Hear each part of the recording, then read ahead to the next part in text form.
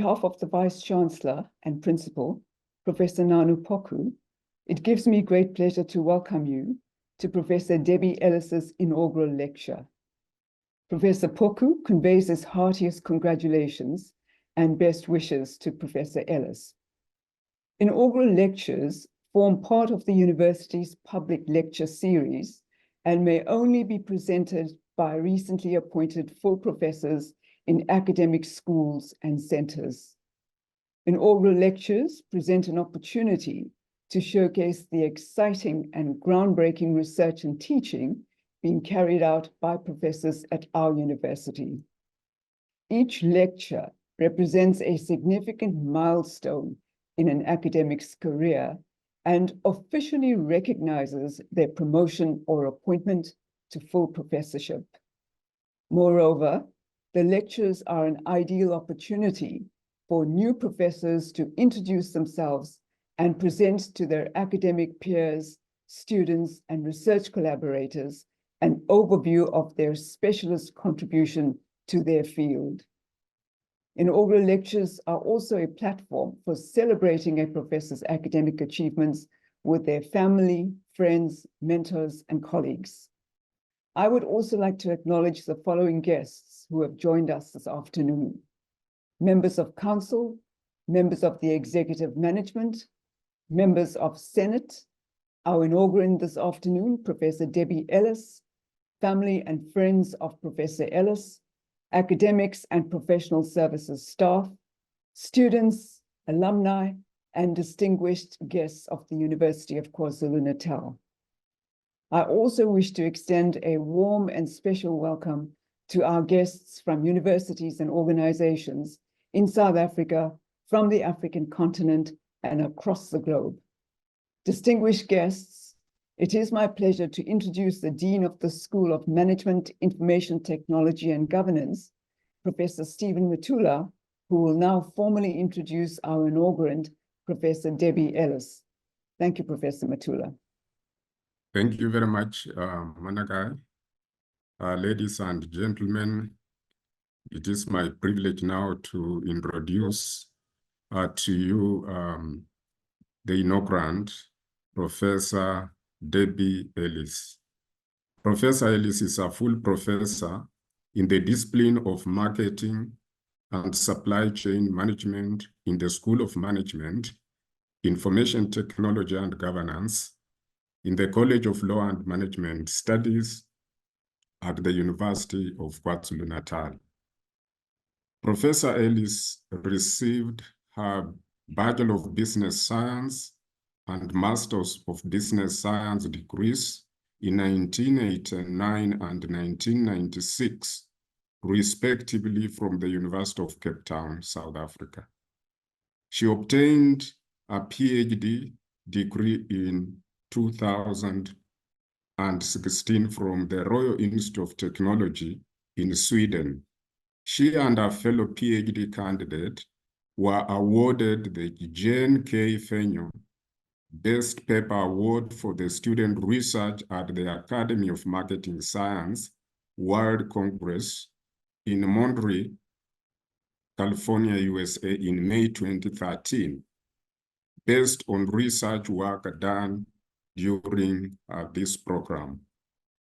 Professor Ellis joined the Institute of Retail Studies at the Graduate School of Business at the University of Cape Town in 1990 as a researcher and ascended to the position of lecturer in 1991. She joined the School of Business at the University of Natal in Pietermaritzburg in South Africa in 1998 as a senior lecturer and head of the marketing discipline.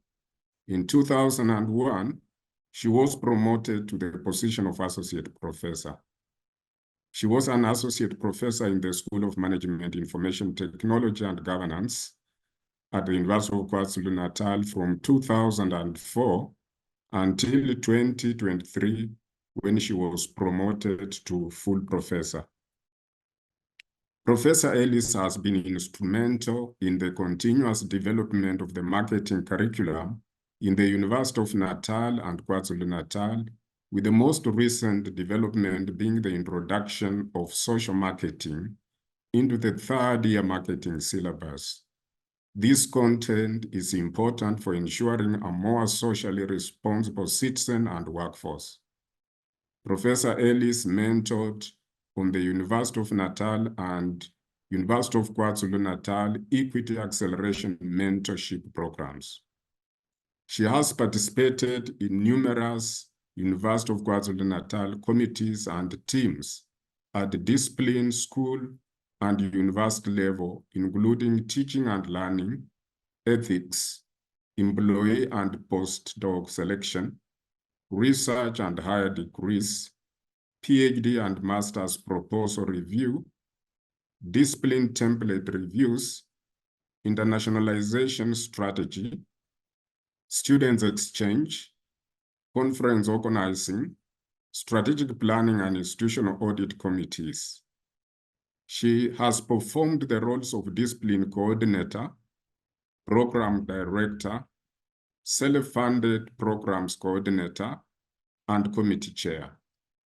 She has been an invited lecturer on academic programs at the University of Kville, Sweden, and Chemnitz University of Technology in Germany.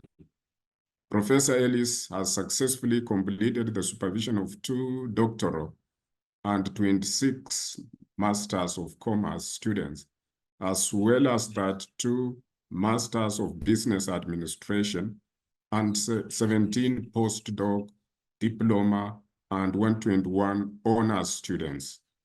Professor Ellis has examined a number of MSc and PhD theses from the University of Cape Town, Durban University of Technology, University of Johannesburg, University of South Africa, University of Pretoria, University of Witwatersrand, University of KwaZulu-Natal, and the University of Luleå in Sweden. Professor Ellis' research area is focused within the domain of consumer behavior. In particular, Professor Ellis' current research focuses on the consumer and citizen behavior change for social good, including the required systemic changes for organization and policymakers. Social marketing and sustainable consumptions are a key foci of her research and supervision. Applications include active lifestyles and health eating for best management and health communities, disease prevention, such as COVID-related behavior changes, sustainable consumption and deconsumption, and corporate social impact and responsibility. Professor Ellis has published 36 research articles in D8 accredited journals, with the 6 of the last 10 articles in quartile 1 journals. She also has 25 book contributions, including Professor Ellis has presented research work at 38 international conferences and 12 local conferences. She has about 1,000 citations and an I-10 index of 21 on Google Scholar.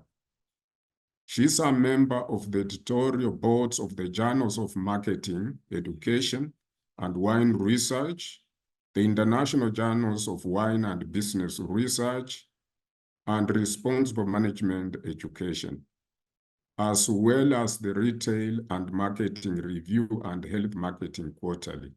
She is a reviewer for more than 30 high-impact journals, such as Sustainable Development, Online Information Review, Journal of Strategic Marketing, Journal of Social Marketing, British Food Journal, European Management Journal, Journal of Cleaner Production, and many more. She has also received several book chapters, reviewed several book chapters and book proposals, and conducted NRF peer reviews over the last 2 decades. Professor Ellis has been on the executive and organizing committees for numerous conferences, including the International Academy of African Business and Development, Academy of Marketing Scientists, World Marketing Congress, ATEM OCC International Symposium, World Social Marketing Conference, International Conference on Contemporary Marketing Issues, the Western Cape Marketing Educators Conference, and the South African Marketing Educators Conference. She was co-chair of the inaugural African Social Marketing Association Conference in 2023. Professor Ellis has been an invited speaker on the UNICEF My Body, My Health, My Wealth campaign launch at the University of KwaZulu-Natal and at the African Marketing Academic Collaboration Symposium on Sustainable Development Goals and Marketing Education in the Fourth Industrial Revolution era. She has been a panel member on several international panels discussing topics such as designing with the audience at the center, innovative approaches and insights to improve social marketing outcomes, social marketing education, and bibliometric analysis. Professor Ellis is the elected president of the African Social Marketing Association and the nominated representative for Africa on the board of directors of International Social Marketing Association. She has also been on the board of directors for the Wickham Collegiate and the South African Institute of Management Scientists. She has been a long-standing judge for the Commerce and Industries Committee, Royal Agricultural Show in Pietermaritzburg. Professor Ellis has worked with marketing honors students to assist numerous NPO and small businesses in and around Pietermaritzburg with marketing plans and strategies. Professor Ellis is a passionate educator, mentor, and researcher who believes in the power of marketing to achieve individual, organizational, and policy changes for social good, particularly in Africa. With that, I have the pleasure, ladies and gentlemen, to invite Professor Debbie Ellis to deliver her inaugural lecture. Welcome, Professor Davis. Thank you, Prof. Reddy, Acting DVC, and Prof. Matula, Dean and Head of the School of Management, IT and Governance. Thank you for that welcome and for the introductions. To the UKZN community, members of Senate, Executive Management, Council, colleagues and students of UKZN, thank you for this opportunity for me to present my inaugural lecture. Thank you also to my colleagues, mentors, and collaborators from other universities and institutions, to my graduates and current students, my friends and family for being here to support me today. I didn't get to this position on my own, and I wish to take a moment to thank a few special people who've been instrumental in shaping my career, my achievements, and who I am today. My mentor from UCT, Dr. Martin Burt, and my mentor, colleague, and friend, Professor Leyland Pitt. You two introduced me to academia back in the day when I was planning to go into industry and make money, but I thank you. This is my place and I wouldn't be anywhere else. To my colleagues, collaborators, and friends from the social marketing community in Africa and abroad, you are my tribe. We speak the same language. To my past and present research students, the team, thank you for pushing me, for challenging me, and for constantly encouraging me to do better and to learn more and to grow as a person. Last but not least, to my family, my mum and dad who have supported every single step of my journey, to my sister and my late brother who have always inspired me, to my husband Mark and my children Abby, Nick, and Erin, who encouraged me and allowed me the space to pursue an academic career. With teacher exchanges, overseas conferences, and long hours of meetings after hours, with research collaborators and students. I couldn't do it without you. Thank you. So let me begin. Wicked problems abound. Africa and the world at large face a myriad of complex social, environmental, health, and economic challenges. Global warming, climate change with its devastating effects through floods, fires, and droughts are becoming even more common.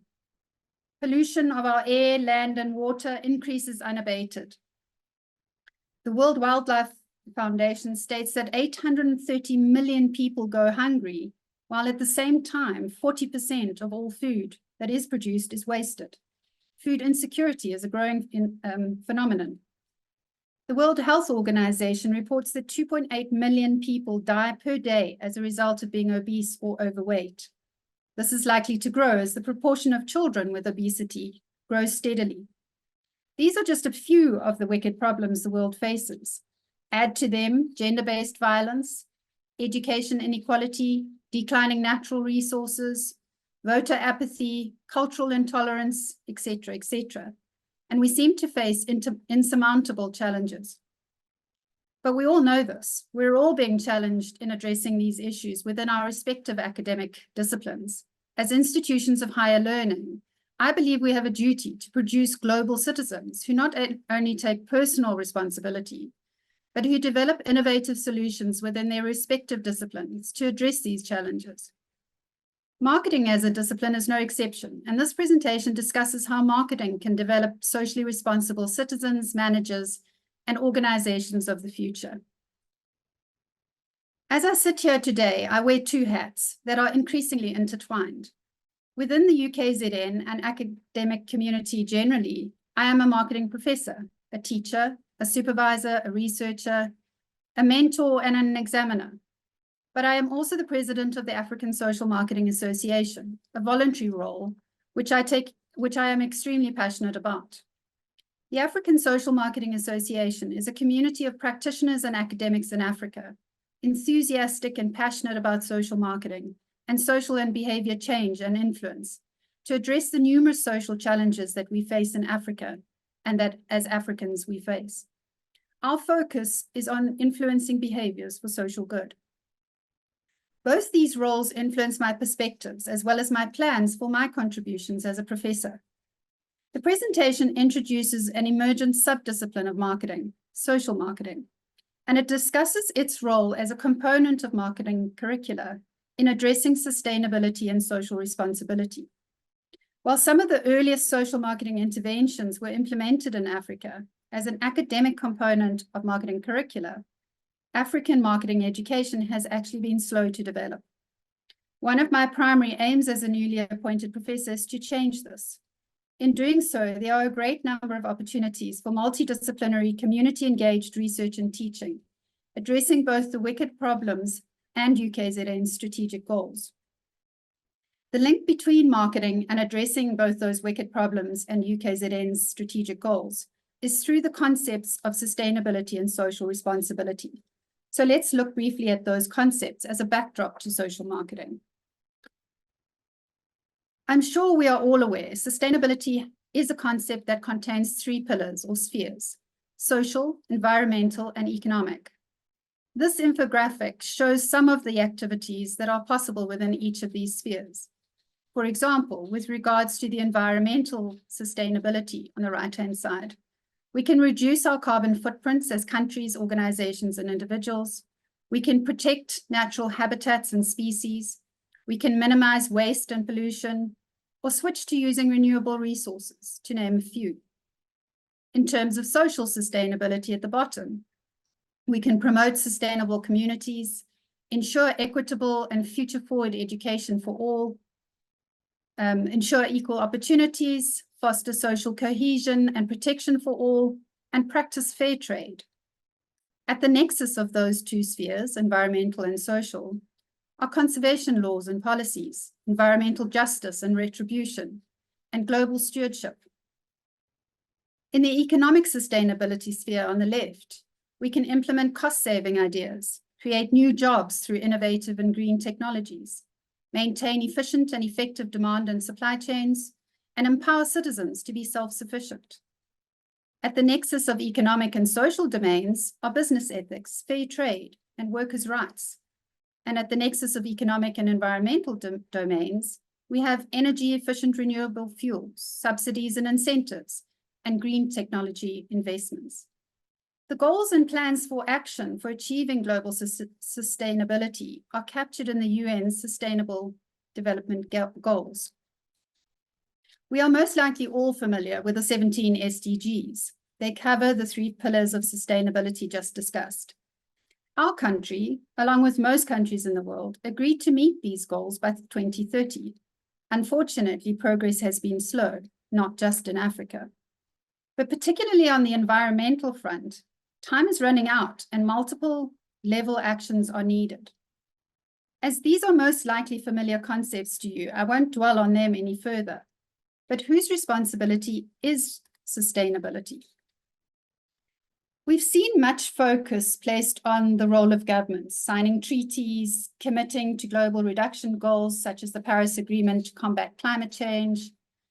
Governments also establish and enforce laws, for example, for air and water quality or waste management, zero tolerance for drinking and driving laws to support public health, or buy local campaigns and local content laws to support the local economy. Governments might apply taxes and tariffs to shift behaviors of businesses and citizens. For example, in this country, sin tax, sugar tax, and carbon taxes. Or governments can offer financial incentives and subsidies, for example, to encourage the move to renewable energies, or organic farming, or green job creation. They can subsidize the costs of eco-friendly products for citizens, like solar panels or energy-efficient light bulbs.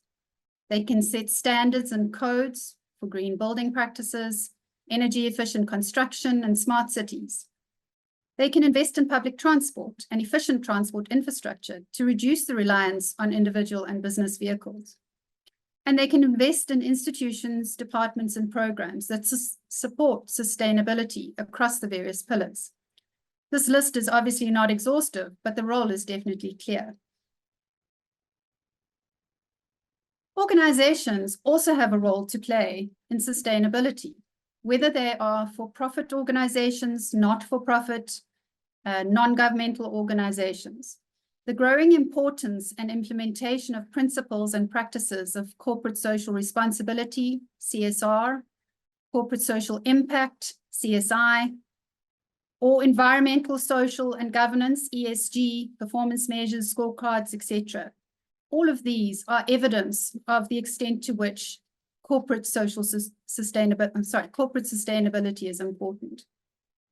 Often captured within these general areas are specific actions like fair trade practices, employee and community well-being programs, green or sustainable sourcing of materials, green processes and transportation, the production of eco-friendly products and packaging. Again, this list is not exhaustive, but it indicates the critical role that organizations play in sustainability. There's also a great deal of research showing the positive effects of these actions, not only for the satisfaction of organizations' altruistic motives, but for their profitability, as well as for customer, employee, and investment retention. Marketing as a discipline has for some time incorporated many of these organizational roles into the curriculum, albeit at a limited level. But as a discipline, marketing has an important role to play in equipping the managers of organizations of the future with the knowledge and skills and hopefully commitment to implement these sustainability principles and practices within the organizations they become employed. So we've established, or at least reinforced what we know, that sustainability requires responsible actions from governments and businesses. And marketing as a discipline already addresses at least some of these.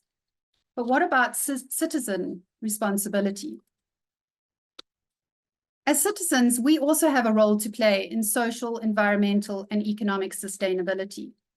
This usually involves changing our behaviors. The 6R framework for sustainability, developed and used by many people, has often been used to address environmental sustainability actions for citizens. B. Johnson, for example, suggests that citizens should rethink and refuse. Do we really need that extra pair of new shoes? Or do we need to buy a bag of 6 avocados that might cost less per avo, but that often go off before we get to eat all 6? Calls for minimalism and deconsumption support these actions. What we do need and cannot refuse, we should try to reduce. For example, reduce the number of days that we drive our car, walk to the shop on the weekend, reduce our intake of salts and dangerous fats, Are there clothes in our cupboards that we have only ever worn once? We can reduce and declutter. We can also reuse and repair.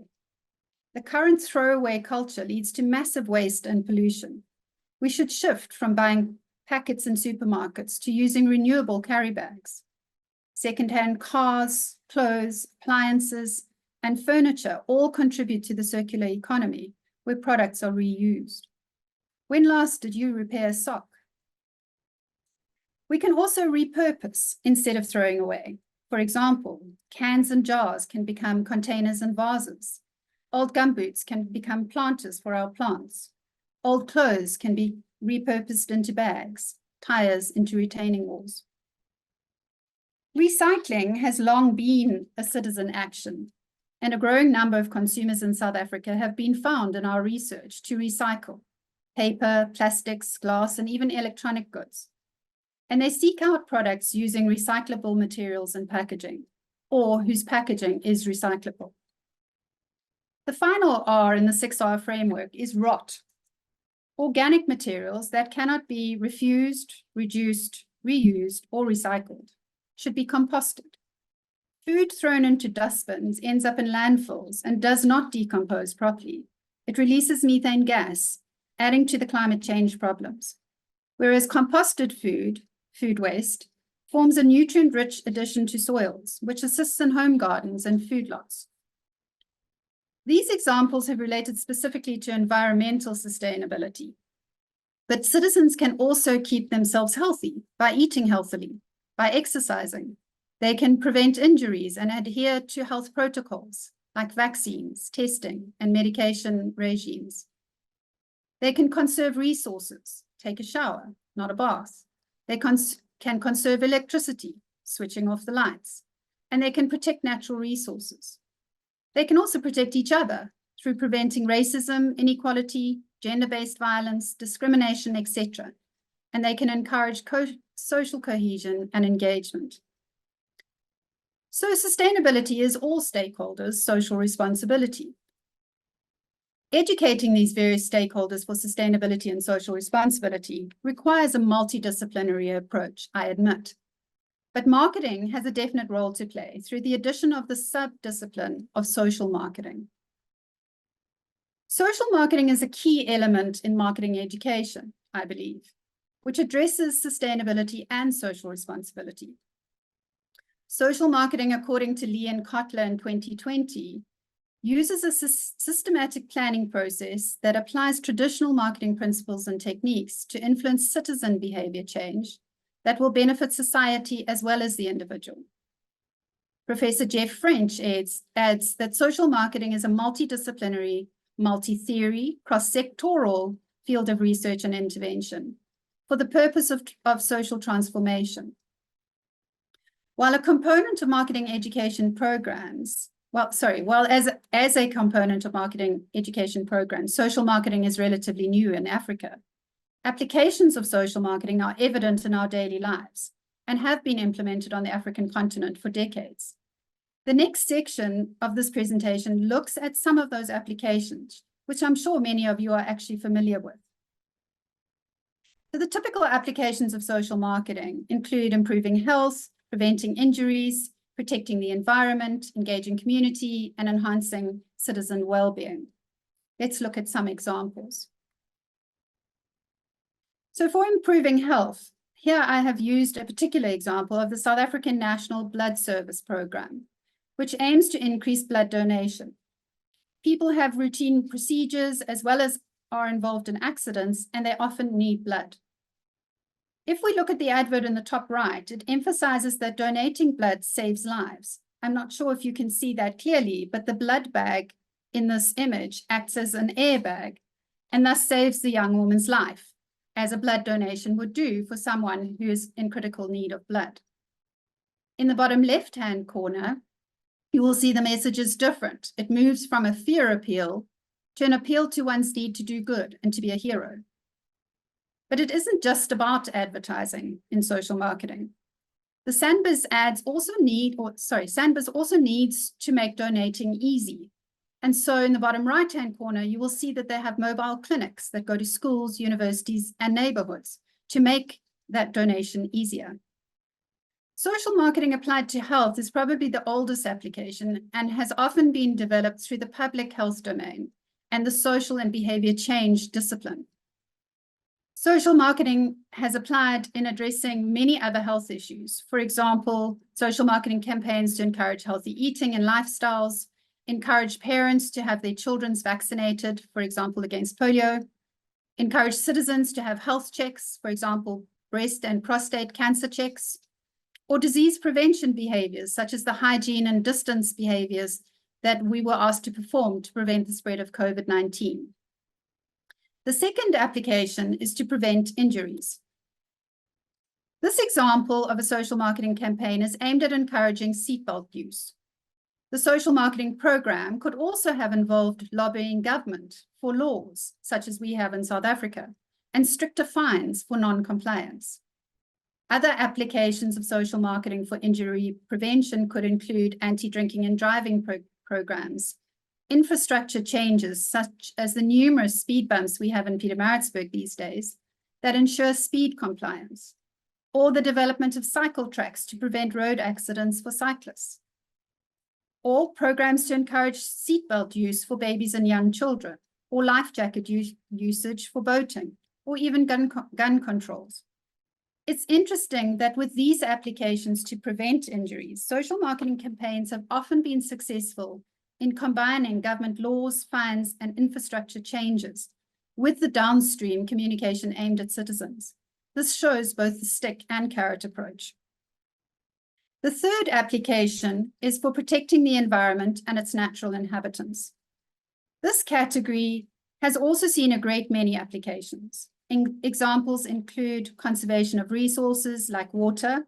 I don't know if any of you remember the Day Zero campaign a few years ago in Cape Town when their water supplies were running out. Applications also include the protection of animal species, such as the rhino, as you can see on the right. Prevention of pollution, such as the Two Oceans Aquarium advert at the bottom, which is encouraging smokers to bin their butts, i.e. to put their cigarette butts in a trash or dustbin, rather than to flick them into the environment. Bin your butts, kick your flick is their slogan. Other campaigns encourage the consumption of sustainably grown products, such as organic vegetables or organic textiles, plant-based products, or sustainably fished seafood. The last two applications are newer applications for social marketing. This example is of a mobile application that was developed by Ryan Young, a 23-year-old South African, who designed the app to be similar to the Tinder dating app, where you swipe right to like and swipe left if you dislike on other users' profiles, which would include their photos, their short bio, and some interests. I'm not a Tinder user, so please forgive me if I've got the left and right wrong. Similar to the Tinder app, which matches your profile to other people's profiles and then presents you with a possible match, the matchmaker on the Yo Vote app aims to match an individual's beliefs with the manifestos of political parties. It asks a few questions to establish your beliefs. For example, on the left-hand side there, they may be about your perceptions of land reform, what you feel government should do in order to reduce crime, or what you think government should prioritize. There are a series of questions. And then it suggests a matching political party, which the user can then accept and find out more about, or reject and move on, similar to the swipe right or left on Tinder. If the user elects to find out more, then key elements of the party manifesto are presented in a youth-friendly format, as can be seen on the right. For example, one section is titled "A Non-Negotiable" and discusses very briefly the party's ideology, or the words I believe by, getting that totally wrong, words I live by section presents the party motto with some explanation. And in the section called "In a Few Years I Want, ... it discusses the plans and promises of that party. The content on this slide is deliberately small, as I'm not promoting any particular political party. And in fact, the sections of the slide come from testing of the app with different answers to questions. The users can then also go further if they want to, as you could on the Tinder app, where you could actually make contact with the match. You can go to the website of the political party to get more information. You can even join the party or even donate to it. The app also educates the youth on how to vote, on what they need to take when they go to vote, on how to find where to vote, and it encourages them to vote in the 2024 election. Youth apathy is a social problem that exists in many countries. I was pleased to hear last night on the news that the youth registration in this election is the highest it's ever been. Other community engagement applications include encouraging school attendance and various other citizen actions. The final group of applications relates to enhancing citizen well-being. These applications encourage social cohesion and well-being of all members of society. Many of the applications address the challenges to social cohesion and equality, such as gender-based violence, racism, xenophobia, and other forms of discrimination and inequality. These applications also include enhancing skills and knowledge, as well as empowering citizens. Applications encourage financial literacy and well-being, empowerment, for example, of women and girls or rural communities, skills development across multiple sectors, as well as education, such as in the middle with the National Reading Coalition on the slide. While some of the earliest social marketing interventions were implemented in Africa, for example, the early campaigns to address HIV, AIDS, and ART medication use, as an academic component of marketing curricula, almost no progress is evident. But how is social marketing different? Without getting into a social marketing lecture, there are just 2 social marketing education content slides that I would like to introduce. This first one contrasts commercial or traditional with social marketing. On this slide, on the left-hand side, it presents the basis of comparison, and then what elements relate to commercial or traditional marketing in the center and social marketing on the right-hand side. I'm going to use very simple examples to illustrate the key similarities and differences. I acknowledge that these are gross simplifications, but I do hope that they serve to illustrate. If we start off with commercial marketing, it's basically the management process of creating, delivering, and communicating value to customers, usually in the form of products and services in exchange for money, although sometimes it may be for other products and services. Let's take BMW, for example. They design, manufacture, distribute, and promote a car, which I, as a customer, will then pay money for. The aim for me is to satisfy my needs, for example, for transportation or possibly status. The organization's aim is to make a profit. BMW's competition would include brand competitors like Mercedes-Benz and Audi that produce relatively similar products, but also substitute products that satisfy similar needs, Toyota or VW, for example. While multiple models exist to explain the marketing variables, the 4 Ps are probably the most well-known.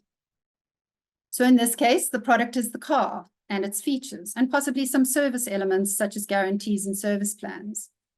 The price is what BMW charges for the car. The place element deals with the distribution of the product to be conveniently available to customers, for example, through the Toyota dealerships dotted around the country. And the communication or promotion P includes the many media that are used to advertise the products, but also the sales reps that deal directly with prospective customers.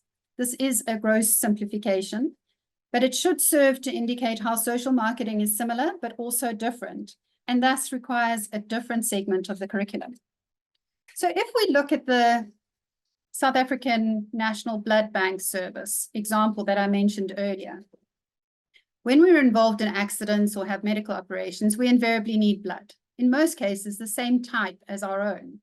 Thus, the purpose of SANBIS is to encourage citizens to donate blood. Donating your blood ensures you access blood should you need it. In other words, there's individual gain. But it also saves lives of other citizens in communities. In other words, there's also social gain. The competition in social marketing is a bit different. It is the competing and usually undesirable behavior. In the SANBIZ advert, case, it's not that complicated in that it's just not donating blood. So this is a relatively simple competing behavior to try and overcome, but that's not always the case. For example, in a campaign in Malawi that was trying to get rural citizens to use mosquito nets to prevent malaria deaths, not only were the citizens not using the mosquito nets at night to sleep under, but they were using the mosquito nets to fish with as fishing nets. Thus, this also became a competing behavior or competition. This reinforces the need for audience-centered foundational research before interventions are designed. And if we look at the Ps, the product being sold in social marketing to the target audience, in this particular case, is the behavior of donating blood and the benefits that this would deliver to both individuals and society. The price in commercial marketing is usually a monetary price that you pay for the product. In social marketing, the price also relates to what it costs the customer to adopt the desired behavior. However, these costs are often not monetary. For example, the costs might be the time it takes for you to give blood, 30 minutes to an hour, the effort it takes to get to the clinic. Perhaps you have to travel to the clinic and it costs fuel or transport costs. That would be a monetary cost. There may be psychological costs to overcome, the fear of needles or the fear of catching some other disease through those needles, for example. These costs act as barriers to the desired behavior, and the marketer needs strategies to reduce the perceived costs and increase the perceived benefits. If we look at the place P, this is where the citizens will donate the blood. And the marketer's role is to make access as easy as possible, both in terms of location and time. And thus, the SANBIZ clinics are often, as I said, set up in schools, universities, or shopping malls. And they're run at times that are suitable to the target audience whose behaviors we're trying to change. Communication tools invariably are the same, whether we're doing commercial marketing or social marketing. But much research in social marketing currently is on the use of the various types of social marketing, both to encourage the beginning of behaviors, or the start of behaviors, but also to maintain those desired behaviors. The second social marketing education content slide that I want to introduce also distinguishes social marketing from commercial marketing, but focuses more on its underlying features and principles. As mentioned several times, the primary function of social marketing is to change behaviors for social good. Social marketing addresses all stakeholders responsible for sustainability. And as such, there are kind of three types of social marketing, or three elements that could be included in programs. The first is downstream measures, and these are aimed at citizens whose behaviors you want to change. Various examples have already been mentioned of these. But social marketing also includes upstream measures that are aimed at governments and policymakers. We've seen how tackling wicked problems require government actions, laws, taxes, incentives, infrastructure. Social marketers need to develop macro-level strategy as well, including lobbying and advocating and engaging with government departments and international aid agencies to develop impactful and multifaceted social marketing programs. Social marketing also includes midstream measures. These acknowledge that there are multiple stakeholders and other influencers who influence an individual's behavior. These include other individuals in the person's social system, their family members, their peers, people within their communities, community leaders, church leaders, and in some cases, specific groups. For example, nurses are seen as a credible influencer when we're trying to convince mothers to breastfeed. Midstream influencers can also include other partner organizations. For example, sponsoring corporates that support or even initiate campaigns for behavior or social change. An example here would be Unilever's Real Beauty and #DetoxYourFeed campaigns, both of which were aimed at encouraging acceptance of all shapes and sizes in females and female self-esteem, especially amongst young girls. As has been seen in the many examples, social marketing involves multiple stakeholders, partnership engagement, and co-creation. So, the many partners may include for-profit organizations, not-for-profit organizations, NGOs, aid agencies, government departments, citizen groups. Social marketing is seldom performed by one party in isolation. Social marketing also uses marketing tools and techniques, as mentioned previously. These include audience-centered research, systematic planning and measurable objectives, segmentation and identification of target audiences, positioning, the various mix elements, including co-creation of products, and the various metrics and evaluation tools. Social marketing is also theory-driven. It uses theories, models, and frameworks from multiple disciplines. Some examples include the theory of exchange and behavioral economics from the economics discipline, systems theory and critical thinking from the management discipline, customer orientation, relationship marketing, network marketing from traditional marketing, and various behavioral change theories like the stages of change, the theory of planned behavior, socio-ecological model, health belief model, nudge theory, many of which have origins in psychology.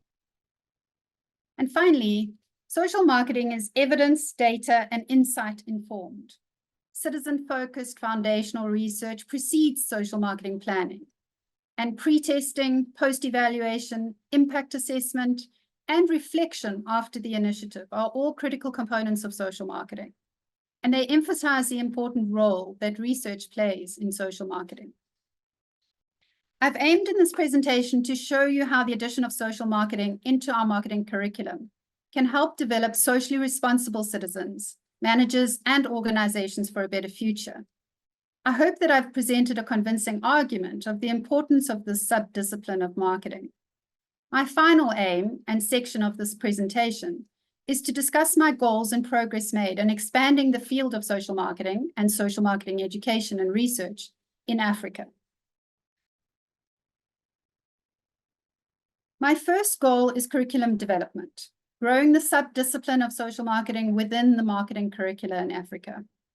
I believe we have a duty as marketing educators to ensure all marketing graduates are exposed to and develop competence in social marketing. Whether they end up in for-profit organizations where they can design and implement CSR or CSI initiatives that will be more meaningful and appropriately designed to support social marketing initiatives required in their regions. Or they work in NPOs or government departments where they may lead social marketing initiatives. Understanding social marketing and its applicability will enhance social, economic, and environmental sustainability efforts. At the very least, they should become more socially responsible citizens.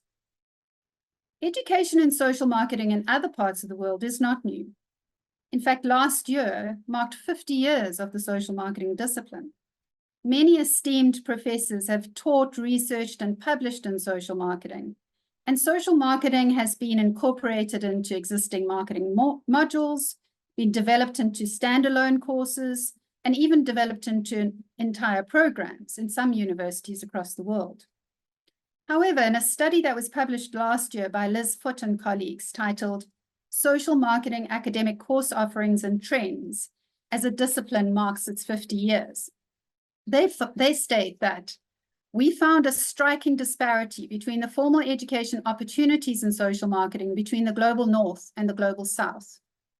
This finding has been echoed by various other researchers who've emphasized the need for more academic programs on social marketing generally, but particularly in less developed countries and the global South in particular.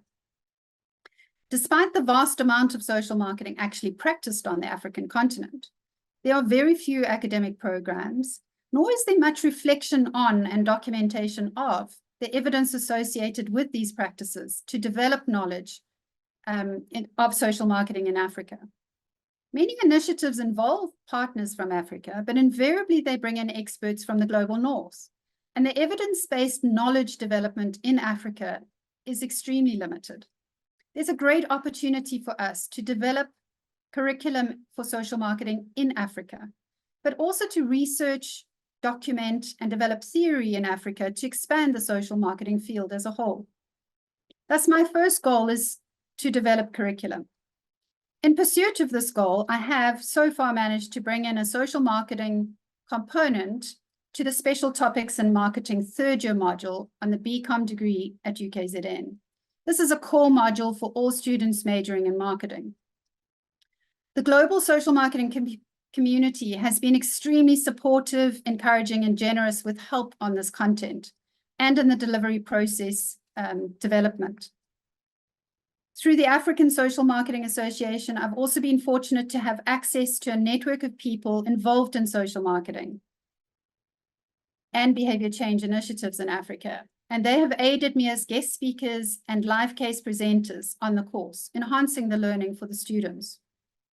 The International Social Marketing Association also provides a wealth of resources to assist with this content development.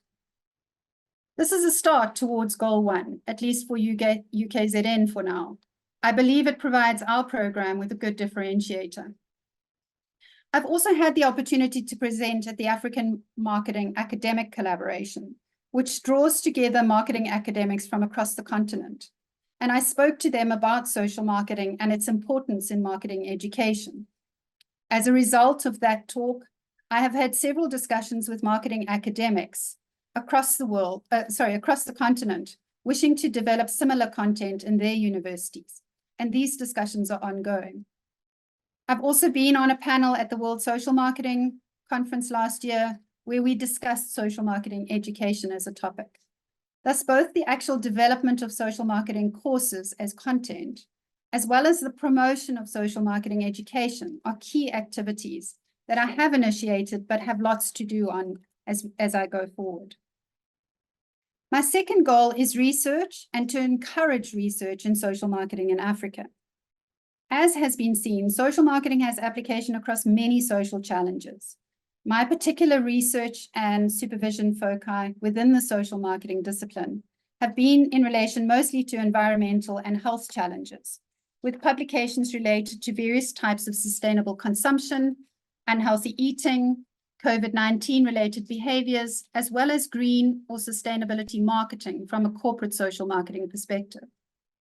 I'm currently supervising 4 PhDs, 2 masters, and 7 honors students, all researching topics in social marketing, and have quite a few PhD applicants working on research intents from across Africa.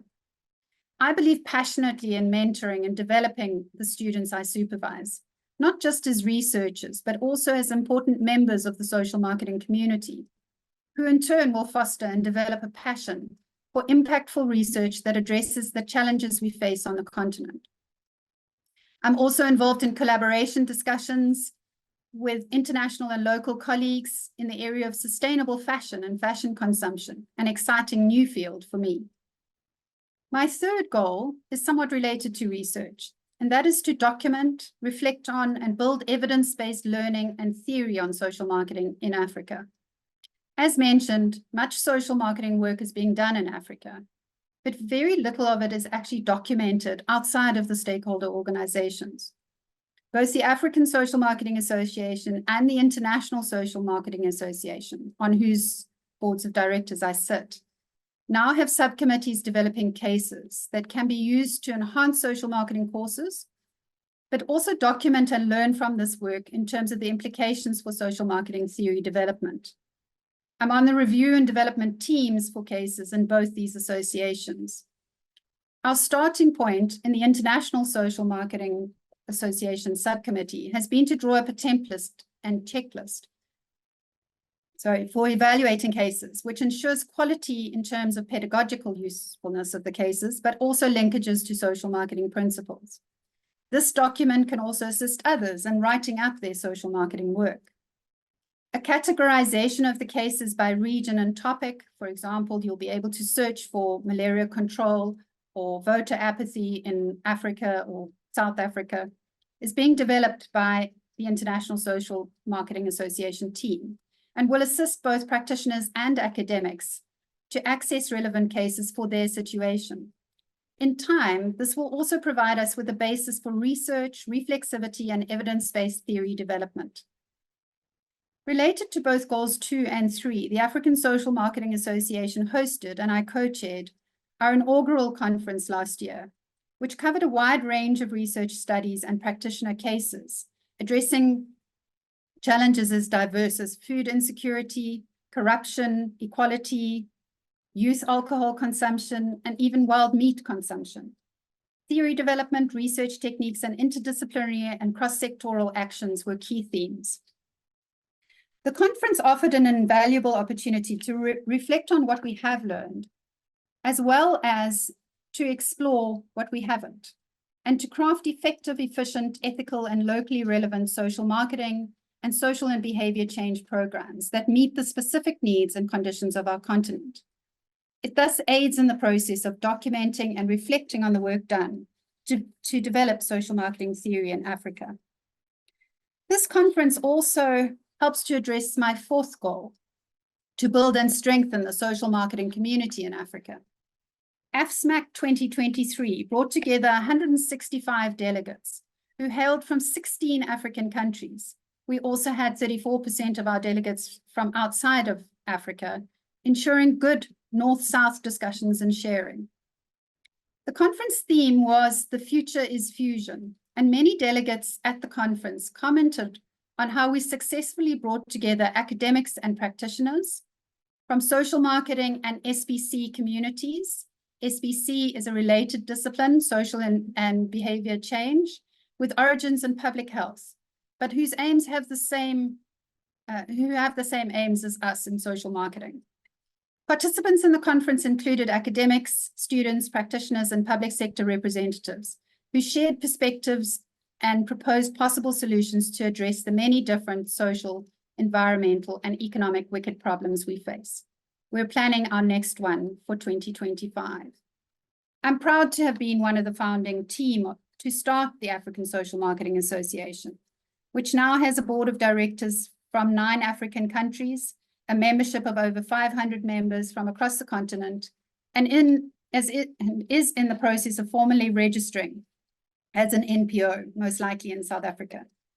I hope to contribute to the growing of this association and this community. The association aims to bring together social marketing and SBC practitioners, academics, researchers, and policymakers, including macro stakeholders such as governments, NGOs, multinational organizations, and donors, to facilitate knowledge and experience exchange, to develop regional capacity, particular to Africa and our challenges. My last goal is to foster collaboration, to enhance teaching, research, and community engagement to address Africa's challenges.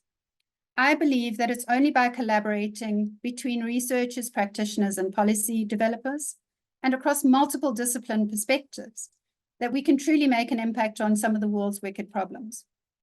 As Professor French, the president of the International Social Marketing Association, says, solving complex human challenges will require both self-awareness of our own disciplinary biases within all our applied fields and commitment to cross-disciplinary and sector collaboration. So just some of the interdisciplinary collaboration that I would like to foster includes with those in public health, rural development, dietetics and nutrition, agriculture, water resource and biodiversity conservation, textiles and fashion, and policy development. So if anyone listening to this presentation shares my passions and views and believes that we can work together across disciplines, I'd love you to get in contact. I hope that through the achievement of my goals for the remaining years I have at UKZN, I will help the institution achieve some of its strategic goals. For example, I hope that my student and collaborative research on social marketing will assist UKZN in achieving an excellent multidisciplinary research, responding to major societal, economic, and environmental challenges, which is woven into teaching that will inspire students, UKZN Strategic Goal 3. I believe that achievement of my goals will also help the institution achieve Goal 4, meaningful, high-impact interactions with stakeholders and communities. and Goal 5 of targeted internationalization to achieve a global reputation as a world-class and highly ranked African university. I believe that incorporating social marketing into our marketing curriculum and research and community engagement will help us in addressing sustainability as well as the institution's strategic goals. To conclude, I believe as a marketing educator, I have an obligation to do what I can through my spheres of influence to ensure that marketing education more effectively addresses sustainability and plays a role in ensuring socially responsible behaviors across all stakeholders, governments, organizations, and citizens. I thank you for attending my inaugural lecture. Thank you very much indeed, Professor Ellis, for your captivating and informative lecture, which provided us with valuable insights into the marketing discipline and how marketing can help achieve our obligation to develop socially responsible citizens, managers, and organizations for a better future. Your presentation introduced us to social marketing, which is an emergent subdiscipline of marketing. As you've pointed out, it is regrettable that although some of the earliest social marketing interventions were implemented in Africa, we Africans have been slow to develop this aspect as an academic component of the marketing curricula. We therefore very heartened to hear that changing the current situation is one of your main research and teaching goals. Thanks again, Professor Ellis, for your excellent lecture. Ladies and gentlemen, I want to also thank our colleagues from the Corporate Relations and ICS divisions and the Registrar's Office for their logistical and other support. Finally, dear guests, I want to warmly thank you for attending this important lecture this afternoon. I wish you a good afternoon and goodbye.